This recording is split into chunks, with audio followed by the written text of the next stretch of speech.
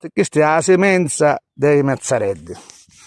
Effettivamente ora queste mazzareddi io vi faccio vedere come diciamo si devono seminare. Si prendono diciamo pochi e si fa così, perché sono delle semenze talmente piccole diciamo che tu devi fare così poco poco.